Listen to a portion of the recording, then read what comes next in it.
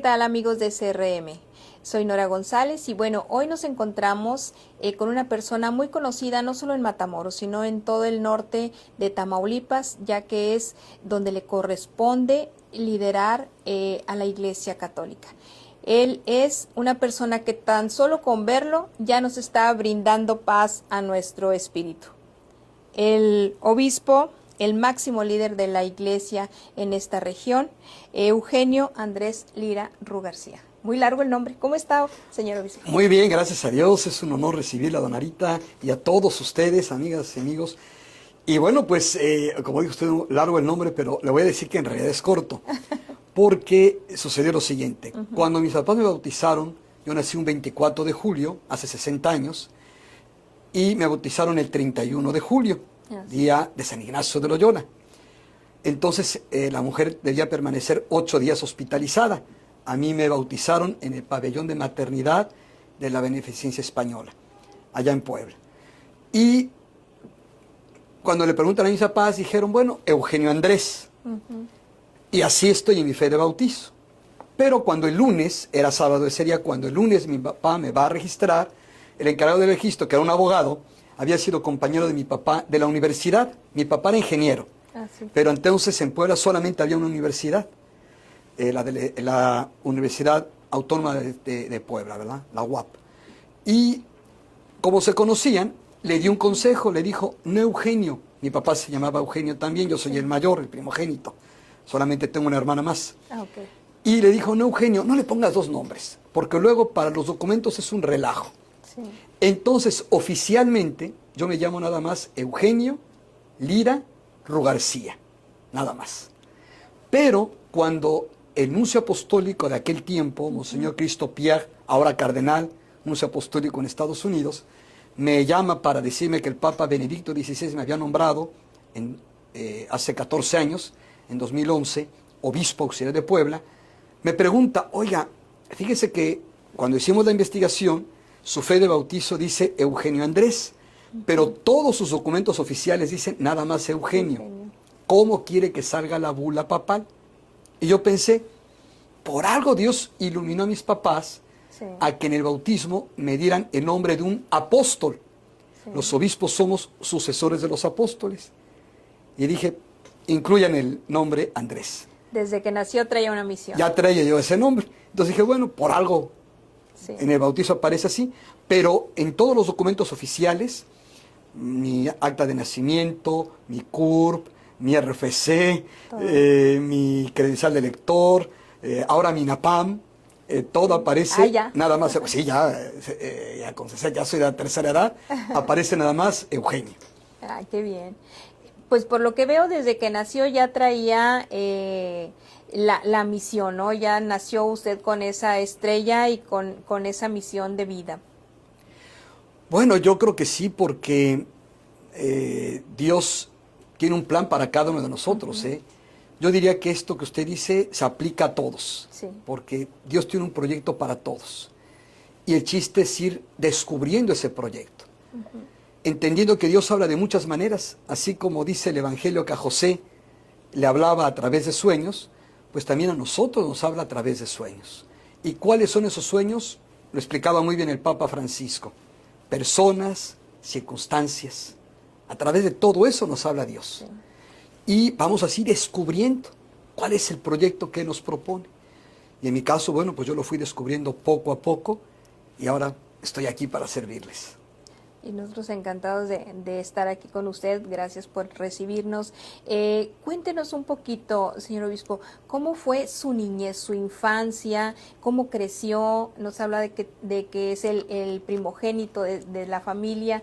¿Cómo fue su vida de niño? Mi papá, en paz descanse, ya murió hace 21 años, se llamaba Eugenio como yo y era ingeniero químico. Por cierto que además un hombre que le encantaba leer. Me dejó una gran biblioteca, pero además era un hombre de una cultura muy amplia, porque aunque él era ingeniero y fue profesor de física, de química y de matemáticas, tenía libros de filosofía, de historia, novelas y también de psicología, aunque la psicología no le gustaba tanto. Y yo creo que de él heredé ese gusto. Yo soy un lector compulsivo, me encanta leer, dedico mucho de las noches a leer. Y me encanta leer de todo, eso aprendí de mi papá. A veces leo historia, a veces leo novela, a veces leo psicología que me encanta, filosofía, a veces teología, a veces de temas políticos, de todo. Me gusta leer de todo, porque me parece que eso permite tener diferentes caras de la realidad, que como decía el Papa Francisco, es como un poliedro, con muchas caras y muchos matices. Sí, claro. Y mi papá era un gran lector. Mi mamá se llamaba María Guadalupe de los Dolores. Ella sí tenía un nombre un poquito largo, sí. García. Y pues era una mujer muy tierna, muy buena, con mucha tranquilidad, daba mucha paz. Yo quiero decir que mis papás fueron extraordinarios, los dos. Sí. Eran papás entregados, eran papás que eran papás, en el pleno sentido de la palabra. Jamás vi un mal ejemplo en ellos, jamás una mala palabra, jamás un mal modo, nunca. Mi papá era un hombre que del trabajo a la casa y de la casa al trabajo. Mi mamá de tiempo completo con nosotros. Muy buenos, muy sacrificados. Por ejemplo, fíjese, de mi papá voy a contar un detalle. Nos llevaba de vacaciones. Éramos nada más 4. Papá, mamá, yo el mayor y luego una hermana, que le llevo año y medio, pero que se ve muy joven. Todo el mundo cree que es mi sobrinita, que es mi hermana.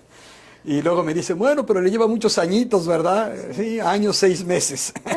Pero bueno, ella sí se ve muchísimo más joven. Mi papá nos llevaba de vacaciones. Él, mamá, yo el mayor y mi hermana. El burro por delante, pero es que lo estoy diciendo en orden de edades, ¿no? Sí, sí, no se preocupe. Y era muy generoso mi papá porque, pues luego, pues un cuarto para que estuviéramos todos, ¿verdad? Y mi papá se acomodaba con las colchas de las camas, sí. Una cama en el suelo, y él dormía en el suelo y nosotros en las camas. ¿En serio? Aunque él pagaba el viaje. Qué noble. Era muy generoso, muy noble, muy, muy noble. Muy, muy noble. Mi mamá también una mujer muy noble. Cuando Dios ya permitió que tuviera una enfermedad tremenda, que fue un parkinsonismo llamado parálisis supranuclear progresiva, yo doy testimonio de que en esa larga y terrible enfermedad jamás se quejó, nunca. Aceptó con resignación. Y mientras pudo mantuvo una sonrisa. Después ya, pues con el parkinsonismo ya el rostro rígido, ¿verdad? Sí. Pero nunca se quejó, siempre con mucha paz, mucha tranquilidad. De ahí viene tal vez esa actitud de usted ante la vida, ante los demás, porque lo que dije es real. Digo, recordamos ahorita que en una ocasión fue a la estación de radio en la oficina y cuando lo conocimos en persona sentíamos una tranquilidad en la plática, en solo la presencia, y ahorita lo confirmo. Esa paz que brinda viene no tanto de lo que usted es ahora, sino la genética. Pues mire, yo creo que la genética y la convivencia, porque fíjese que eso decían mucho mis amigos cuando iban a la casa, se respira mucha paz. Sí. Y sí, en general les gustaba mucho ir a mis amigos ahí a casa, a mis compañeras, compañeros de la prepa, decían que había mucha paz, y creo que sí, también a mis tíos les gustaba ir, sí. Decían que se sentía una casa con paz, y sí, creo que Dios me concedió esa gracia y pues ahora es un compromiso, vivir esa paz y transmitirla. ¿Cómo fue su juventud, hablando de la prepa? Bueno, primero yo diría, si me permite, la niñez, como fui el mayor, incluso también de mis primos por parte de la mamá, pues quizá al educarme con puro adulto era yo como un niño muy adulto. Sí. Los maestros le decían a mi mamá que no sentían estar con un niño, sino con un adulto chiquito, ¿verdad? Con un mini señor. Sí, era yo muy serio, muy formal, incluso mi forma de vestir, yo era muy formal, muy, muy formal. Nunca fui muy juvenil, yo nunca anduve de tenis, de jeans, jamás, no, nunca. Siempre me gustaba vestir muy formal, no sé por qué. Y luego, pues ya en la secundaria y prepa también fui muy tranquilo, nunca tuve problemas de conducta, estudiaba, hacía lo que tenía que hacer. Algo que siempre echaré de menos es que nunca me gustó el deporte. No. No. Y cuando yo llegué a estudiar con los hermanos lasallistas en el Colegio Benavente, que en aquella época era un colegio que había salido de haber sido colegio militar, la disciplina era férrea, y nos explicaron que el deporte contaba como calificación y que había que bajar en el recreo a hacer ejercicio y los sábados y domingos a los sorteos, a los torneos de fútbol. Tocan el recreo para ir al descanso, que me voy. Yo era un niño de preprimaria, sí. Me fui a la oficina del director, el hermano Ayala se llamaba, y le dije, a mí no me gusta hacer deporte. Y le empecé a explicar, y me acuerdo que él me decía que por qué era importante que hiciera deporte, y yo estoy habla y habla con él.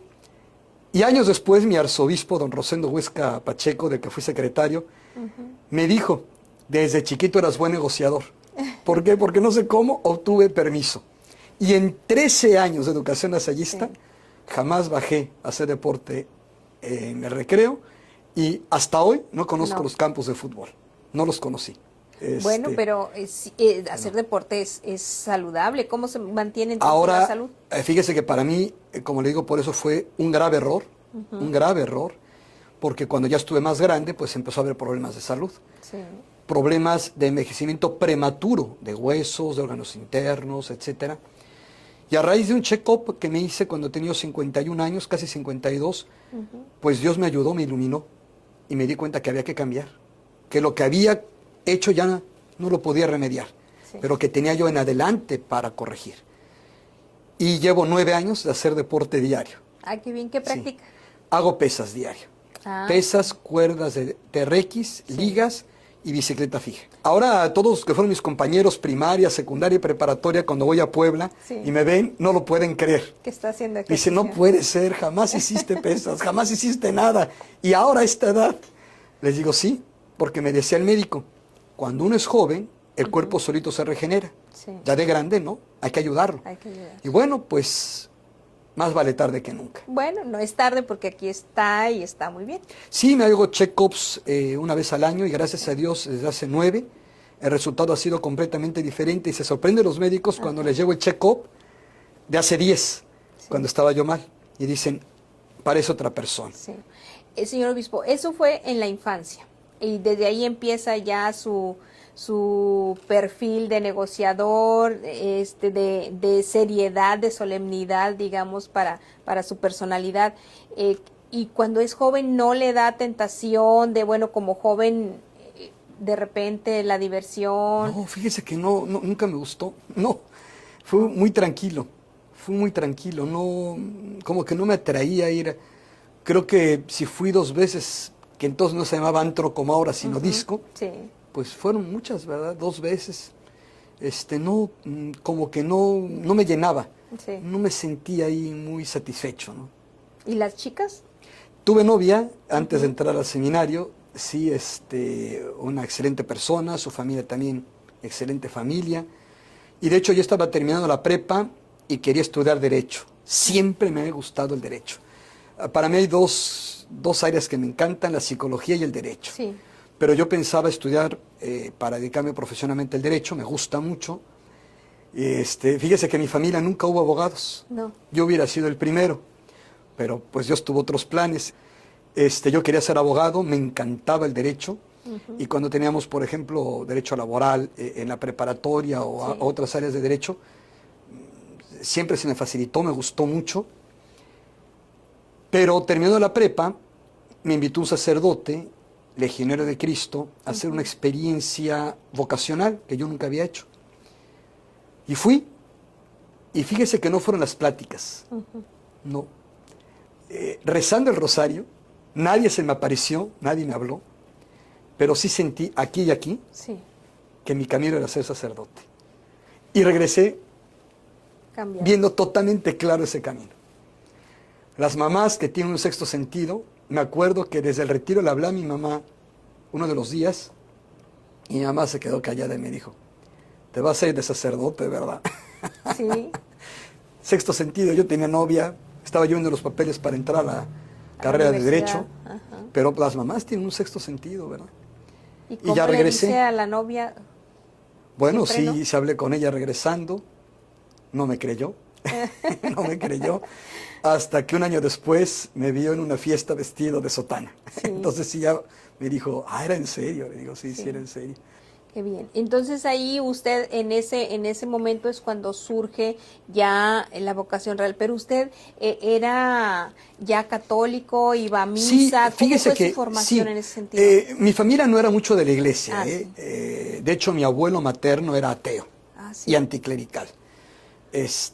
No era muy favorable a las cosas de la iglesia, pero mis papás me inscribieron en un colegio católico. Ujú. Y entonces ese chico me empezó a interesar y lo que me impactaba mucho era ver en la televisión y en periódicos al papa de aquella época, Paulo VI, Ah, sí. el papa Montini, Giovanni Battista Montini. Y por él me empezó a interesar todo esto. Y claro, cuando llegaba yo a casa de mi abuelo, los domingos que comíamos con él, siempre me ponía ahí cuatros, como se dice, ¿no? Ajá. Por ejemplo, me decía, oye, tú crees en Dios y dices que ese Dios es todopoderoso, ¿verdad? Sí, abuelo.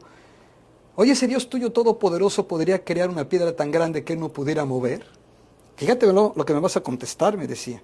Si me dices que no la puede crear, ya no es todopoderoso. Pero si dices que no la puede mover, tampoco es todopoderoso. Yo me llevaba la tarea y me acercaba a un hermano lasallista que era filósofo. Sí. Oiga, mi abuelo me preguntó y se reía. No, eso se llama sofisma. Y va contra el principio de no contradicción de la lógica, que dice que una cosa no puede ser y no ser al mismo tiempo y bajo el mismo aspecto. Y yo, a ver, me anotaba y me lo aprendía de memoria. Y al domingo siguiente llegaba y le decía a mi abuelo, lo que me dijiste es un sofisma. Va contra el principio de no contradicción de la lógica. Y me empezaba a decir todo. Y mi abuelo nada más se reía como diciendo, este niño ni entendió lo que dijo, pero se lo aprendió. Pero era provocación. Pero fíjese natural. que creo que eso sirvió. Sí, Porque fue más libre mi decisión. sí. Y yo me empecé a meter cada vez más en temas de la iglesia. Nunca estuve en un grupo ni nada, pero en temas sí.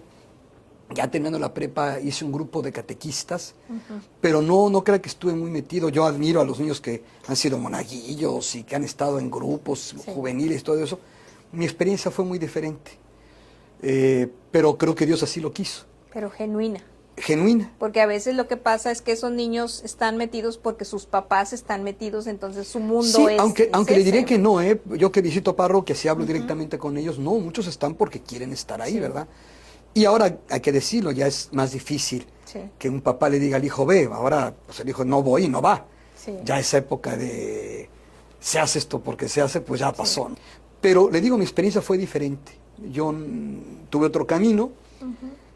Ese año estaba yo decidido a irme de sacerdote, pero regresando de ese retiro, murió un hermano de mi mamá de 38 años, Joven.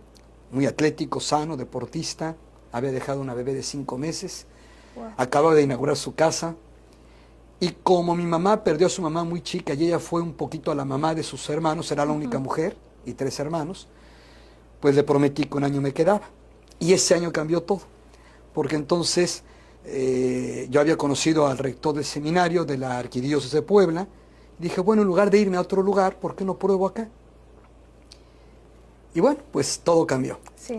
Finalmente entré al seminario, luego entré a la congregación del oratorio, ya me quedé en Puebla, y ahí me ordené de sacerdote, después de la formación del seminario. Y ahí estuve muchos años como sacerdote, 20, Sí. y cuando tenía 20 años de sacerdote, me manda a llamar el nuncio apostólico, a la hora cardenal Cristo Piar, para avisarme que el Papa Benedicto XVI me había nombrado obispo auxiliar de Puebla. Eso fue hace 14 años, ya casi 15. ¿Cómo es ese proceso? Bueno, mire, uno siente la llamada de Dios a ser sacerdote, y es uno el que decide entrar al seminario, y es uno el que pide la admisión a los ministerios, y luego a ser ordenado diácono, y luego a ser ordenado obispo. En mi caso fue muy diferente, porque estando yo ya en el seminario como miembro de la congregación del oratorio, el arzobispo de Puebla, Monseñor Rosendo Huesca Pacheco, en paz descanse, me había ayudado mucho con los seminaristas, porque yo estuve después a cargo de los seminaristas del oratorio. Y un día que le fui a dar las gracias de su apoyo, me dijo, me sorprendió, ¿y cuándo te ordeno diácono? Yo no había hecho la solicitud porque todavía me faltaba. Sí. Le dije, señor arzobispo, es que todavía estoy en esta etapa de formación, ya te puedo ordenar diácono. Entonces me dijo, mira, ¿cómo ves esta fecha? Faltan 15 días. Tienes una semana para hacer ejercicios, una semana para repartir tus invitaciones y te ordeno. Y me ordenó. Dijo, nada más hazme tu solicitud. Y ya él habló con mis superiores. Y cuando el sacerdocio pasó lo mismo, ya me ordenó de diácono y me dijo, en 8 años te ordeno sacerdote. Y también me mandó a llamar ¿cómo vas? Le digo, mire, estoy terminando exámenes, me falta el examen de Universa. Oye, dice, ya me enteré que tu tesina de teología la hiciste sobre derecho canónico. Le digo, sí, eres el único caso que ha habido, me dijo. Y me dice, bueno, tienes 15 días. Seguí el derecho ahí. Sí, tienes 15 días. Pues, señor, es que viene el examen. No, ya no presentas examen. Ni tu tesina la vas a entregar. Señor, pues todo el trabajo de un año. No, eso es vanidad. Te ordenas ya. Y me ordenó. Me dio 8 días para hacer ejercicios. Bueno, pero 8 ya para algo ordenar. veía ahí, ¿no? Sí, pero fue chistoso porque yo nunca solicité. Me dijeron, te ordeno y haz tu solicitud. Sí. Entonces mi caso fue así, particular. Diferente. Y lo mismo pasó con el episcopado. Uno no se puede promover, ¿no? Lo que marca la iglesia es que a los obispos les toca, cuando ven a un sacerdote con las cualidades que ya están un poquito en el código y en otro documento que se llama Pastores Gregis, pastor de la iglesia, pues va diciendo, a ver, este sacerdote tiene este perfil. Y entonces manda el nombre de sacerdote con una pequeña biografía y una lista de 20 personas con sus direcciones y teléfonos que pueden dar referencias de ese candidato. La manda a la nunciatura, el nuncio la recibe y empieza una investigación. Se manda a esas personas bajo secreto pontificio un cuestionario y se les pide proponer el nombre de otras 3, 4 personas o más que puedan dar información. Y entonces se hace algo exponencial. Eso tarda más o menos año y medio y llegan pues cientos de investigaciones, ¿no?, que se hacen sobre el candidato. Si se ve que sí pasa, entonces ya el nuncio lo envía al dicasterio para los obispos. Ahí se analiza. Si los candidatos pasan, pasa a la congregación general, que es la reunión del prefecto con su equipo central de trabajo, y ahí ven los candidatos, sus perfiles, las informaciones que han llegado, las valoraciones, y si dicen adelante, entonces ya el prefecto se los presenta al Papa, y el Papa es el que decide. Solamente el Papa puede nombrar obispos. En mi caso fue Benedicto XVI. ¿Pero es con documento o tiene que ir al Vaticano? No, es en la nunciatura en México. Ah, ok. Entonces normalmente el nuncio, pues con alguna cosa le dice uno, venga. Yo iba mucho a la nunciatura porque tenía mucha amistad con el nuncio apostólico, Monseñor Pierre. Yo tuve la gracia de Dios de publicar 9 libros, y él me prologó y me presentó algunos de esos libros, incluso uno fue en la Catedral de Puebla. Sí. Me gustó mucho escribir. Ya desde que soy obispo he publicado un solo libro. Antes fueron 9. Y entonces el nuncio ya aprovechó, me dice, yo sé que usted viene a hablarme del tema de Palafox, pero yo tengo que hablar primero. Le dije, sí, señor nuncio. Yo no me esperaba, ¿verdad? Sí. Y me dice, el Papa lo ha nombrado obispo. Yo dije, bueno.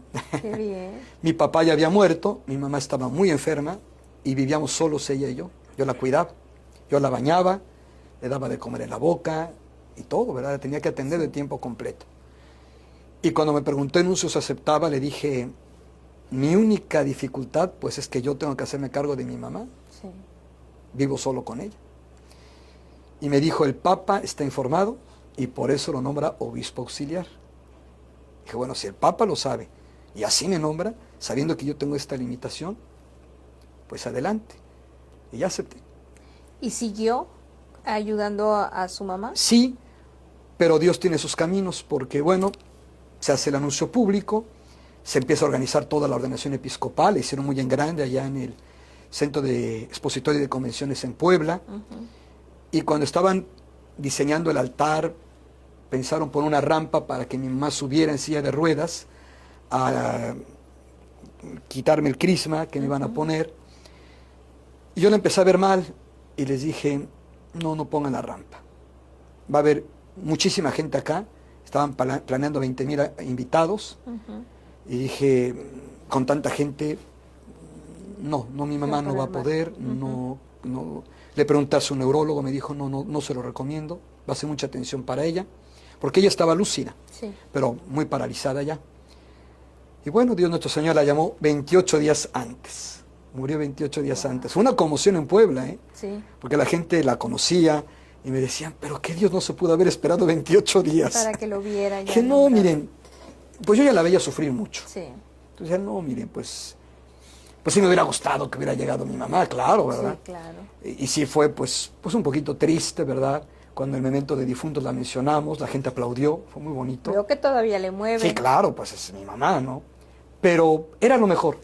Era lo mejor, yo creo que Dios le llamó en el momento exacto, porque sí, ya estaba, se encontraba mal, muy enfermita.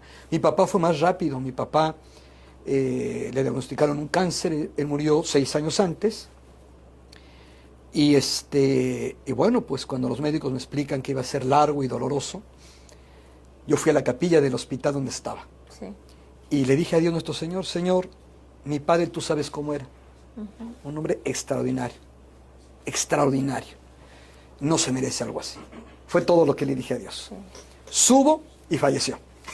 Lo escuchó. Ni el dolor, nada de lo que habían dicho que iba a sufrir, que le quedaban como 8 meses de una agonía terrible. Los médicos no se lo explicaban. Dicen que Dios es el que tiene los caminos nuestros marcados y el que marca el principio y el fin, ¿no? Y el por qué marca el fin determinado en los tiempos, como decía usted. O sea, le decían sus amigos, ¿por qué no se esperó? Pues a lo mejor porque usted lleva a tomar una responsabilidad diferente Sí. y la iglesia lo necesitaba Sí. más activo y no iba a poder atender y Sí. eso le iba a Fíjese que yo lo vi contravenir. así. Ujú. Lo vi así, también lo vi por ella. Sí, Porque mire, hay veces que cuando vemos a un enfermo nos apegamos demasiado a que esté, aunque sufra. sí, Yo creo que el amor es otra cosa. sí, Si uno ama a alguien, pues no quiere que sufra. sí. Ah, que esté conmigo aunque sufra. No, ¿verdad? Y no, yo creo que yo le estoy muy agradecido a Dios que los dos se fueron con paz. Y después viene de ahí y cuando ya lo nombran obispo. Bueno, me ordené obispo el 12 de abril de 2011.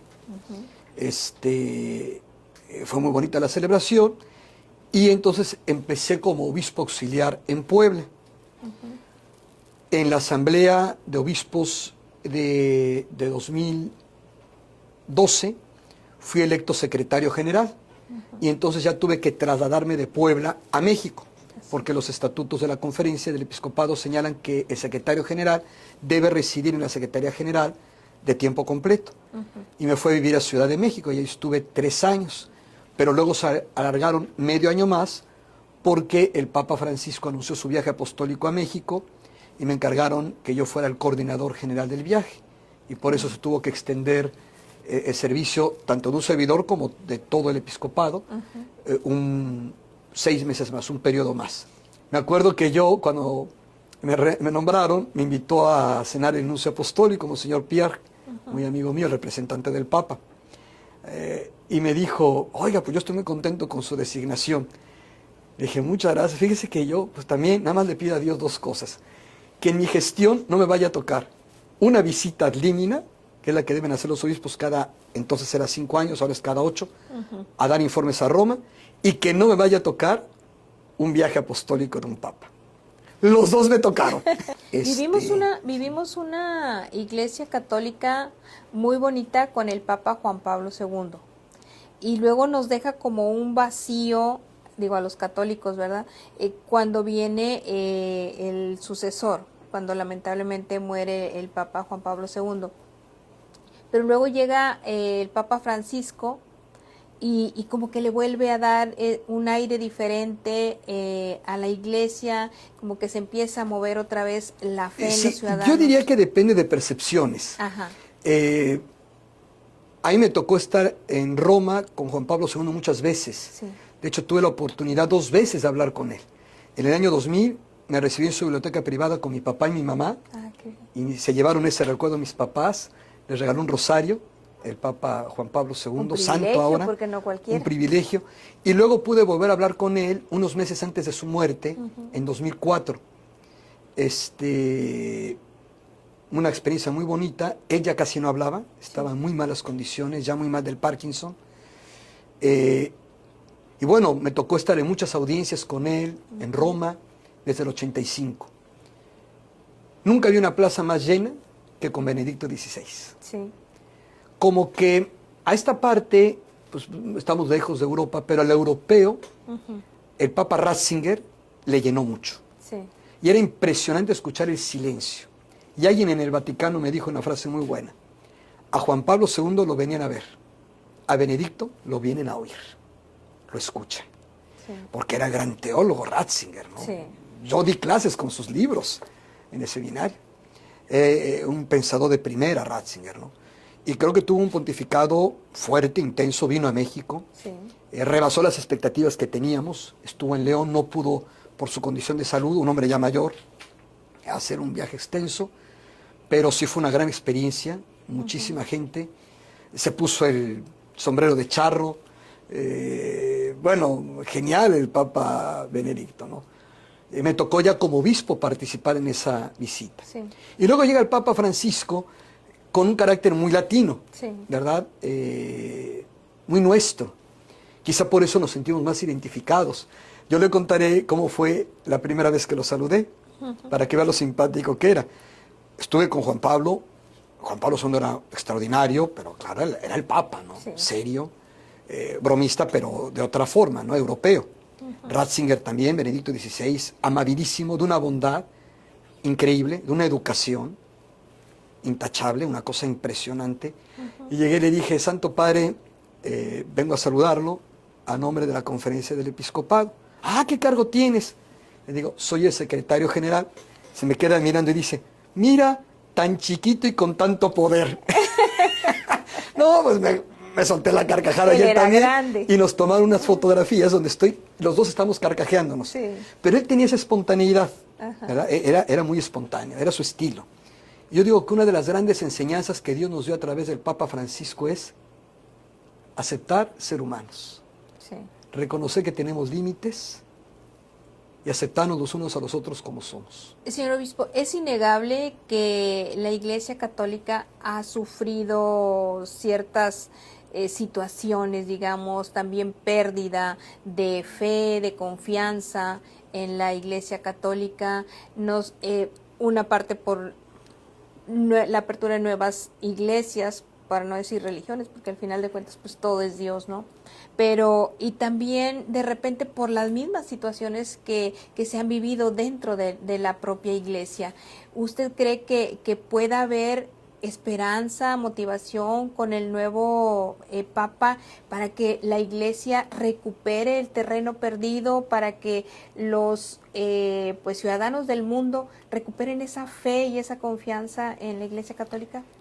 Como dice usted, lamentablemente han pasado muchas cosas dolorosas, ¿no? Los casos de abusos sexuales contra menores, Sí. que es intolerable y que hay que hacer todo para que no se repita y que hay que hacer todo para ayudar a las víctimas, a los sobrevivientes, como es el nombre correcto que se les debe dar. Tenemos esa realidad y otras cosas menos graves, pero que también lastiman, ¿no? Sí. Malos ejemplos, quizá desatención en algunos momentos, que han lastimado a algunas personas, ¿no? Y esto ha afectado. Es importante saber, de acuerdo a las estadísticas del INEGI, que el tema no es tanto el crecimiento de otras denominaciones, sino el crecimiento de personas que se dicen no creer. Ajá. Creció un 50%. Es lo que está creciendo más fuertemente en el caso de México y de otros países. Yo he tenido la oportunidad de platicar con pastores de otras denominaciones y compartimos esa preocupación. Sí. ¿Por qué?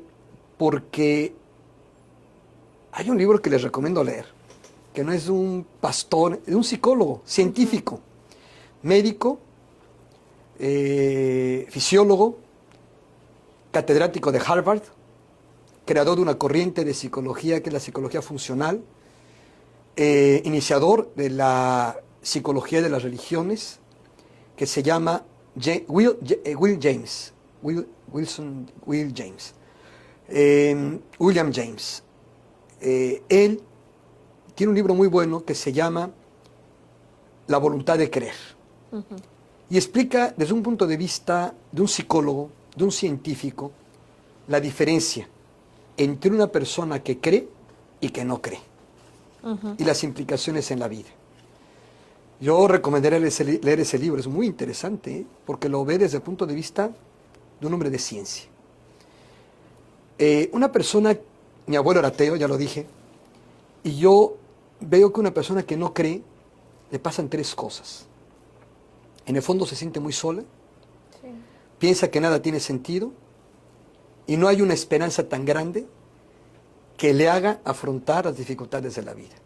porque piensa, a fin de cuentas me voy a morir y no hay nada. Pero también mis seres queridos que se mueren, pues se fueron a la nada. Y en la vida pasan cosas que no tienen sentido. Entonces yo digo que a mí me duele que alguien no crea. Porque tarde o temprano se va a topar con esto que yo lo viví en carne propia con mi abuelo. Cuando murió primero mi tío Enrique y luego mi tío Carlos al año. Y lo vi derrumbarse. Un hombre que era muy fuerte, muy imponente. Verlo después derrumbado para mí era muy fuerte, ¿eh? Y discutir con él, porque soy el mayor de todos los nietos, y discutíamos fuerte, ¿eh?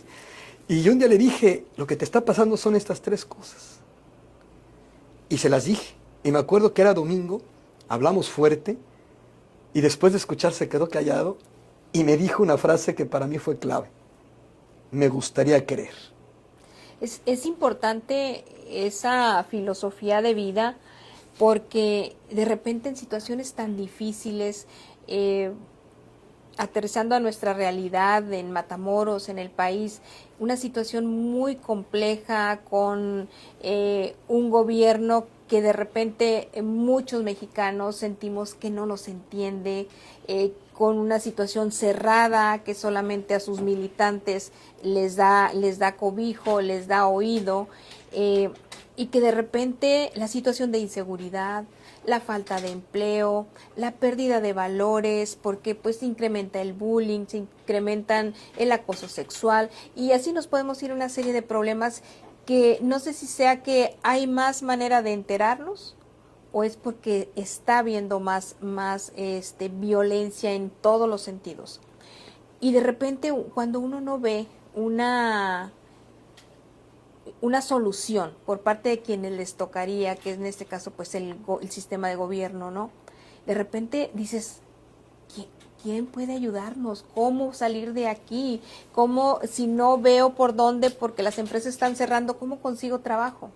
¿No? Y entonces esa fe, esa confianza de decir, bueno, Dios proveerá, Dios tendrá algo bueno para mí mañana, agradecer el día de hoy y levantarse mañana con esa confianza, te ayuda, porque si no, de lo contrario, pues te das un balazo, ¿no? Literal, o sea, porque dices, ¿cómo? Fíjese que yo diría que todo lo que usted acaba de comentar es real. Se vive todo esto. La inseguridad, la violencia, la injusticia, la pobreza, la desigualdad, la falta de oportunidades, son realidades innegables. Pero también pasan muchas cosas buenas de las cuales no nos percatamos. El mismo autor que he citado, James, dice una frase muy interesante. Mientras respiramos normalmente, no nos damos cuenta que respiramos, hasta que tenemos un problema para respirar. Claro. Y es cuando decimos, ay, ¿qué está pasando, no? ¿Cuántos problemas en casa se evitarían si pensáramos antes de hablar? Sí.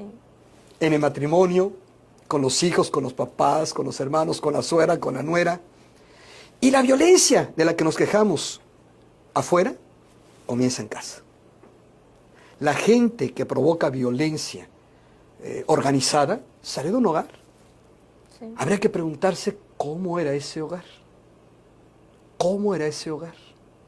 Por eso lo decía, no sé si escuchó declaraciones de Carlos Manzo, alcalde recientemente ejecutado, decía que gran responsabilidad la tenía el papá y la mamá, que veía que sus hijos estaban mal y no hacía nada y no los denunciaba. Pero yo diría, ¿sabe qué? Con toda honestidad, vivimos una sociedad tan interconectada que sería una visión muy cortita decir que esto es nada más tema de papá, mamá. No es cierto.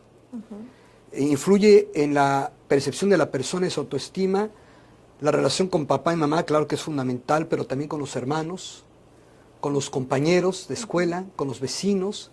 Y de hecho, en cierta etapa de desarrollo influye más, ¿eh? Por eso es que hay veces que vemos familias muy buenas e hijos que les salen terribles. Sí. Pero a veces se preguntan, ¿qué ambiente les tocó? Y en muchas ocasiones el ambiente no fue el más favorable, ¿no? Un chico que, por ejemplo, va desde el kinder y ya se encontró con un compañerito o un maestro que le hace bullying, va a crecer con mucho resentimiento, con una percepción de sí mismo muy débil, una autoestima baja y potencialmente pues pasa lo que vemos que sucede en Estados Unidos, ¿no? Sí. Y en otros países del mundo donde parece inexplicable que un chico entre al colegio donde estudió a matar gente. Sí. Claro, se está desquitando.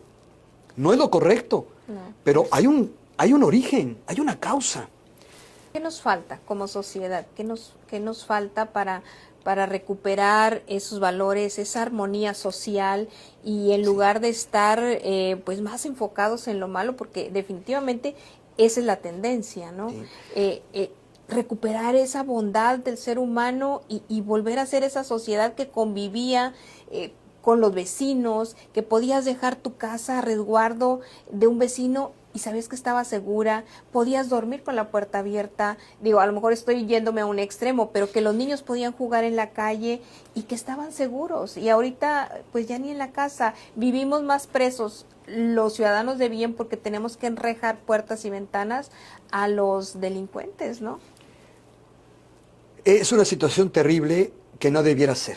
Sí. ¿Y qué tenemos que entender? Que todos podemos hacer algo. ¿Qué nos sucede muchas veces a los ciudadanos? Que lo haga el gobierno. ¿Qué le sucede al gobierno? Que lo hagan los papás. Y entonces todo el mundo nos estamos echando la Repartiendo culpa, culpas. repartiendo culpas. Cuando realmente cada uno debe preguntarse, ¿y yo qué puedo hacer? El tonto lo toma como un consuelo. El inteligente lo toma como un aliciente. Si esos con peores circunstancias se van adelante, yo con esas que están menos mal que esas, puedo salir y mucho más.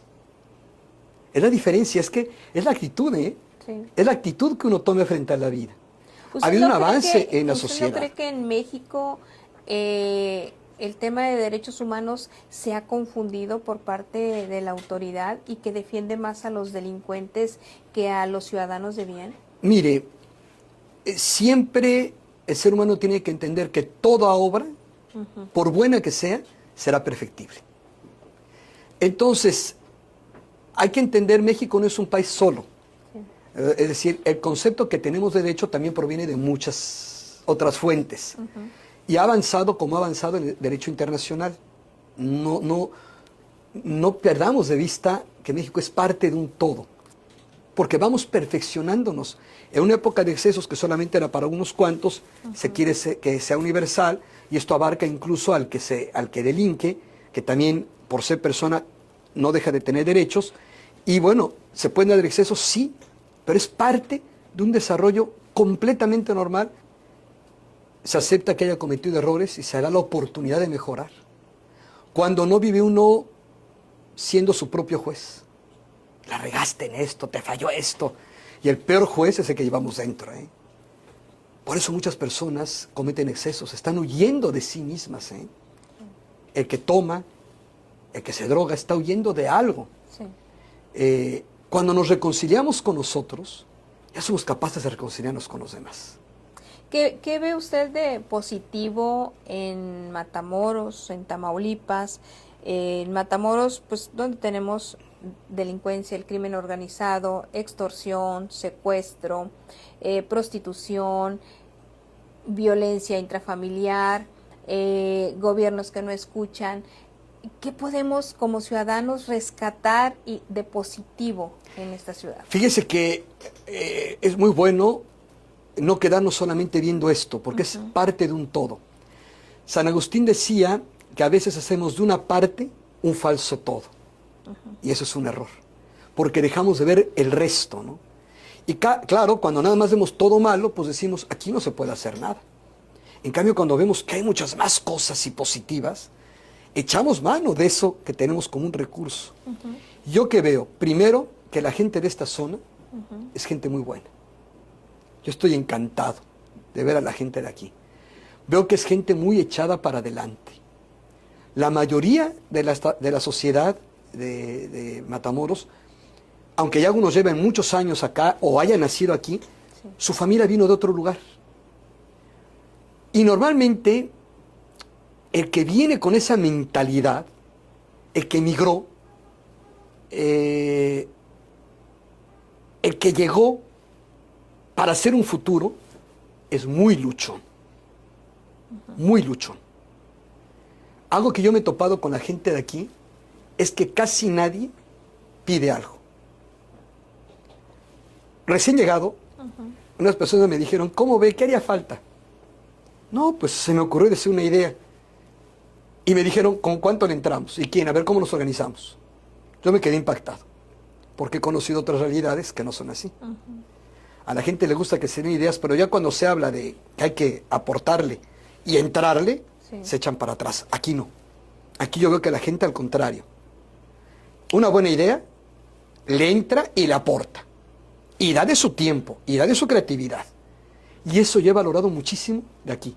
Pero es que veo que tiene la mente de aquellas personas que llegan a buscar y dispuestos a todo, para alcanzar su sueño.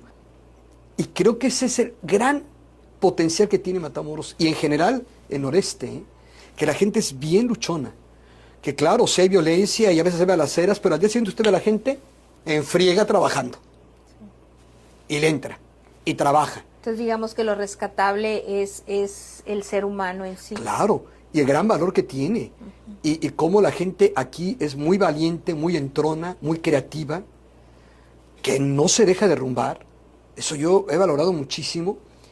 Y también veo que tenemos muchas otras oportunidades. ¿Alguna experiencia que le haya tocado de lo que vivimos? Que digo que por fortuna no le ha tocado a usted en carretera, pero que tampoco, y no es viendo lo negativo, sino viendo una realidad y que a muchos ciudadanos sí les toca. ¿A usted no le ha tocado ninguna experiencia? A mí no. ¿Aquí en la ciudad? No, a mí no. Sí me tocó, estaba yo celebrando misa en una parroquia, hará como 4 o 5 años cuando lamentablemente salieron a calentar la plaza y mataron a algunas personas. Fue de la parroquia de Junto. Sí.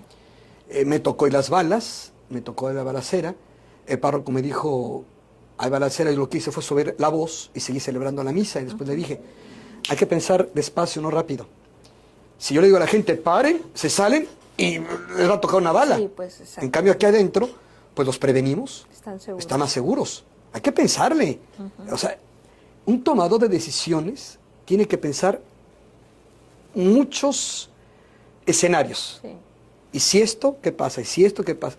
Y por ejemplo, pues una persona que está en un cargo de autoridad como un servidor, pues tiene la responsabilidad de rapidísimo pensar todos los escenarios y tomar la mejor decisión.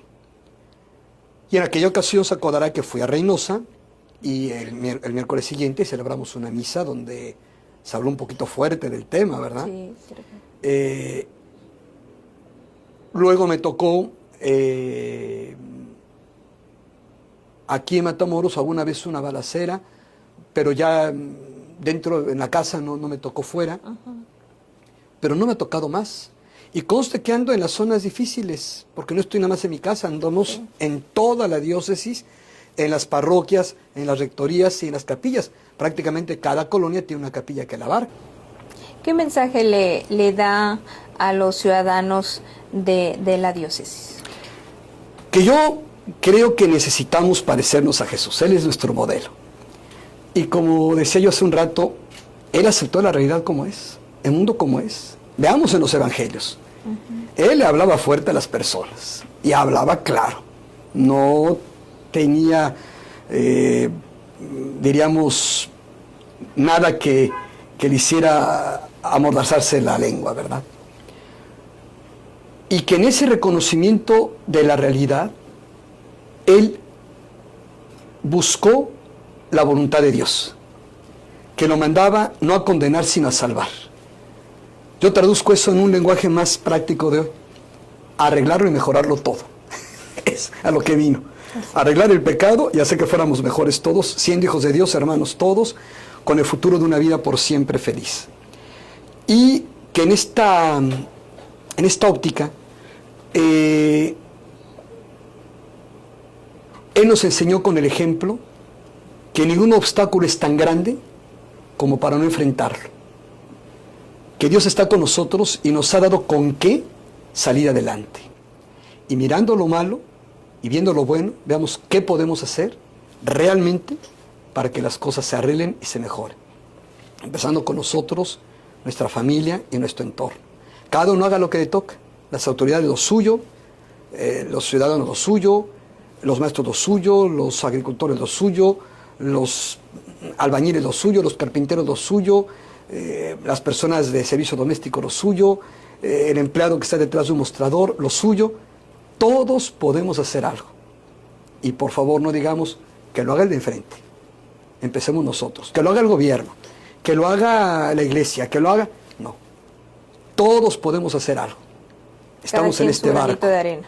Estamos en este barco. Y si no le echamos ganas al barco, el barco se nos hunde y aquí estamos nosotros, ¿eh? No hay para dónde saltar. Así que hay que llevarlo a buen puerto.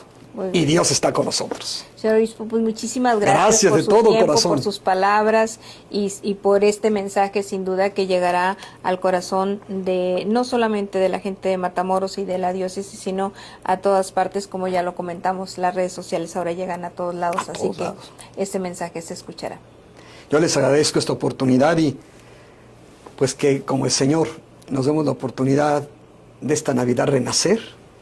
Si la hemos regado, borrón y cuenta nueva, aprendamos de los errores del pasado, valoremos lo bueno y echarle ganas, echarle para adelante, se puede. María y José también nos lo demostraron. Ellos tuvieron confianza y fueron capaces no de dejarse derrumbar por los obstáculos, sino de hacer algo para que las cosas mejoren. Hicieron su parte y con eso nos han dejado un legado histórico, universal, que es tan grande que por eso 2000 años después lo estamos recordando. Gracias. Gracias.